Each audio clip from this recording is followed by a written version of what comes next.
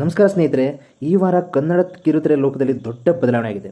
ಕಳೆದ ಕೆಲವು ವಾರಗಳಿಂದ TRP ಪಟ್ಟಿಯಲ್ಲಿ ಮೊದಲ ಸ್ಥಾನವನ್ನು ಅಲಂಕರಿಸಿದ್ದ ಕರ್ಣ ಧಾರಾವಾಹಿ ಈಗ 4ನೇ ಸ್ಥಾನಕ್ಕೆ ಕುಸಿದಿದೆ. ಹಾಗಾದರೆ ಮೊದಲ ಸ್ಥಾನವನ್ನು ಯಾವ ಧಾರಾವಾಹಿ ಪಡೆದುಕೊಂಡಿದೆ? ಯಾವ ಧಾರಾವಾಹಿಗಳು ಟಾಪ್ 10 ಪಟ್ಟಿಯಲ್ಲಿ ಸ್ಥಾನ ಪಡೆದಿದೆ?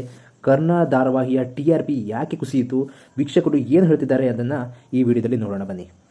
ಈ ವರ್ಷದ 22ನೇ ವಾರದ TRP ಮಾಹಿತಿ ಹೊರಬಿದ್ದಿದೆ. ಈ ಬಾರಿ TRP ಪಟ್ಟಿಯಲ್ಲಿ ಸಾಕಷ್ಟು ಬದಲಾವಣೆಗಳು ಕಂಡುಬಂದಿದೆ. ಕೆಲವು ಧಾರಾವಾಹಿಗಳು ಮೇಲಕ್ಕೆ ಏರಿದ್ದರೆ ಕೆಲವು ಧಾರಾವಾಹಿಗಳು ಕೆಳಕ್ಕೆ ಇಳಿದಿದೆ. ಅದರಲ್ಲೂ ಎಲ್ಲರ ಗಮನ ಸೆಳೆದಿರುವುದು ಕರ್ಣ ಧಾರಾವಾಹಿಯ ಕುಸಿತ. ಕರ್ಣ ಧಾರಾವಾಹಿ ಆರಂಭದಿಂದಲೂ ಉತ್ತಮ ಕಥೆಯ ಮೂಲಕ ಪ್ರೇಕ್ಷಕರ ಮನಗೆದ್ದಿತ್ತು.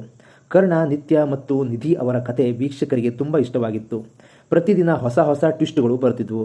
ಆದರೆ ಅದರಿಂದಲೇ ಧಾರಾವಾಹಿ ನಿರಂತರವಾಗಿ TRP ಪಟ್ಟಿಯಲ್ಲಿ ಮೊದಲ ಸ್ಥಾನವನ್ನು ಪಡೆದಿತ್ತು. ಆದರೆ ಈಗೇನಾಯಿತು? ನಿಧಿ ಮತ್ತು ಕರ್ಣ ಮದುವೆಯಾದ ನಂತರ ಕಥೆಯ ವೇಗ ಕಡಿಮೆಯಾಗಿದೆ. ನಿತ್ಯ ಪಾತ್ರಕ್ಕೂ ಮೊದಲಿನಷ್ಟು ಮಹತ್ವ ಸಿಗ್ತಿಲ್ಲ ಎನ್ನುವ ಮಾತುಗಳು ಕೇಳಿಬರ್ತಿದೆ. ಹೊಸ ತಿರುವುಗಳು ಕಡಿಮೆ ಆಗ್ತಿದೆ. ಇದರಿಂದ ವೀಕ್ಷಕರ ಆಸಕ್ತಿ ಸ್ವಲ್ಪ ಕಡಿಮೆಯಾಗಿದೆ ಎನ್ನಲಾಗುತ್ತಿದೆ. ಸಾಮಾಜಿಕ ಜಾಲತಾಣಗಳಲ್ಲಿ ಅನೇಕ ಅಭಿಮಾನಿಗಳು ತಮ್ಮ ಅಭಿಪ್ರಾಯವನ್ನು ಹಂಚಿಕೊಂಡಿದ್ದಾರೆ. ಕೆಲವರು ವಾಹಿನಿ ಕರ್ಣ ಧಾರಾವಾಹಿಯ ಪ್ರೋಮೋಗಳನ್ನು ಹೆಚ್ಚು ಬಿಡುಗಡೆ ಮಾಡುತ್ತಿಲ್ಲ ಎಂದು ಹೇಳುತ್ತಿದ್ದಾರೆ. ಇನ್ನು ಕೆಲವರು ಕಥೆಯಲ್ಲಿ ಹೊಸತನ ಬೇಕು ಎಂದು ಅಭಿಪ್ರಾಯವನ್ನು ವ್ಯಕ್ತಪಡಿಸಿದ್ದಾರೆ.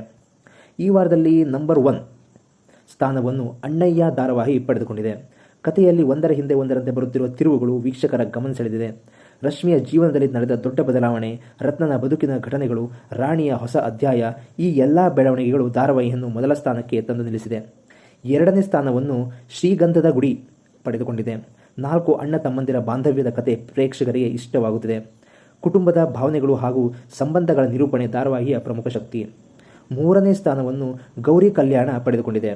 ಈ ಧಾರಾವಾಹಿಯಲ್ಲೂ ಕಥೆಯ ವೇಗ ಹಾಗೂ ಭಾವನಾತ್ಮಕ ದೃಶ್ಯಗಳು ಪ್ರೇಕ್ಷಕರನ್ನು ಸೆಳೆಯುತ್ತಿದೆ. 4ನೇ ಸ್ಥಾನ ಕರ್ಣ ಧಾರಾವಾಹಿ ಈಗ 4ನೇ ಸ್ಥಾನದಲ್ಲಿದೆ. ಮೊದಲ ಸ್ಥಾನದಿಂದ 4ನೇ ಸ್ಥಾನಕ್ಕೆ ಕುಸಿದಿರುವುದು ಈ ವಾರದ ಅಚ್ಚರಿಯ ಬೆಳವಣಿಗೆಯಾಗಿದೆ. ಮುಂದಿನ ವಾರ ಕಥೆಯಲ್ಲಿ ಹೊಸ ಟ್ವಿಸ್ಟ್ ಬಂದರೆ ಮತ್ತೆ ಮೇಲಕ್ಕೆ ಬರಬಹುದು ಎಂಬ ನಿರೀಕ್ಷೆಯೂ ಇದೆ. 5ನೇ ಸ್ಥಾನದಲ್ಲಿ ನಂದ ಗುರುಕುಲ ಇದೆ. ತುಂಬು ಕುಟುಂಬದ ಕಥೆಯೊಂದಿಗೆ ಈ ಧಾರಾವಾಹಿ ಉತ್ತಮ ಪ್ರತಿಕ್ರಿಯೆಯನ್ನು ಪಡೆಯುತ್ತಿದೆ. ಉಳಿದ 6ನೇ ಸ್ಥಾನ ಲಕ್ಷ್ಮೀ ನಿವಾಸ, 7ನೇ ಸ್ಥಾನ ಪವಿತ್ರ ಬಂಧನ, 8ನೇ ಸ್ಥಾನದಲ್ಲಿ ಮುದ್ದು ಸೊಸೆ, 9ನೇ ಸ್ಥಾನದಲ್ಲಿ ನಾನಿನ್ನ ಬಿಡಲಾರೆ ಹಾಗೂ 10ನೇ ಸ್ಥಾನದಲ್ಲಿ ಆದಿಲಕ್ಷ್ಮಿ ಪುರಾಣ ಪಡೆದುಕೊಂಡಿದೆ. ಅಮೃತಧಾರೆ ಬಗ್ಗೆ ಒಂದು ಕಾಲದಲ್ಲಿ TRP ಪಟ್ಟಿಯಲ್ಲಿ ಅಗ್ರಸ್ಥಾನದಲ್ಲಿದ್ದ ಅಮೃತಧಾರೆ ಈಗ ಹಿಂದಿನ ಸ್ಥಾನವನ್ನು ಮರಳಿ ಪಡೆಯಲು ಸಾಧ್ಯವಾಗಿಲ್ಲ. ಕಥೆಯಲ್ಲಿ ಬದಲಾವಣೆಗಳ ನಿರೀಕ್ಷೆಯಲ್ಲಿದ್ದಾರೆ ನಮ್ಮ ಅಭಿಮಾನಿಗಳು. ಮುಂದಿನ ವಾರ ಏನಾಗಬಹುದು? ಮುಂದಿನ ವಾರ ಯಾವ ಧಾರಾವಾಹಿ ಮೊದಲ ಸ್ಥಾನ ಪಡೆಯುತ್ತದೆ ಎಂಬ ಕುತೂಹಲ ಈಗಾಗಲೇ ಪ್ರಾರಂಭವಾಗಿದೆ. ಕರ್ಣ ಮತ್ತೆ ಮೊದಲ ಸ್ಥಾನಕ್ಕೆ ಬರಬಹುದೇ? ಅಣ್ಣಯ್ಯ ತನ್ನ ಸ್ಥಾನವನ್ನು ಉಳಿಸಿಕೊಳ್ಳಬಹುದೇ?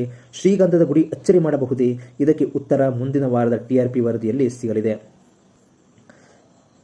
ಇದು ಸಾಮಾಜಿಕ ಜಾಲತಾಣಗಳಲ್ಲಿ ವೈರಲ್ ಆಗುತ್ತಿರುವ TRPಯ ಮಾಹಿತಿ ಆಧಾರವಾಗಿದ್ದು ಸಿದ್ಧಪಡಿಸಿದ ಮಾಹಿತಿ. ಅಧಿಕೃತ ಅಂಕಿಅಂಶಗಳ ಪ್ರಕಾರ ಬಿಡುಗಡೆಯಾಗದಿದ್ದಲ್ಲಿ ಯಾವುದೇ ಕ್ರಮಾಂಕದಲ್ಲಿ ಬದಲಾವಣೆಗಳಾಗಬಹುದು. ಕಮೆಂಟ್ನಲ್ಲಿ ನಿಮ್ಮ ಅಭಿಪ್ರಾಯವನ್ನು ತಿಳಿಸಿ. ನಿಮ್ಮ ಪ್ರಕಾರ ಯಾವ ಧಾರಾವಾಹಿ ಮೊದಲ ಸ್ಥಾನಕ್ಕೆ ಅರ್ಹ ಹಾಗೂ ಕರ್ಣ ಮತ್ತೆ ನಂಬರ್ 1 ಬರುತ್ತದೆಯೇ? ಅಣ್ಣಯ್ಯ ತನ್ನ ಸ್ಥಾನ ಉಳಿಸಿಕೊಳ್ಳುತ್ತದೆಯೇ?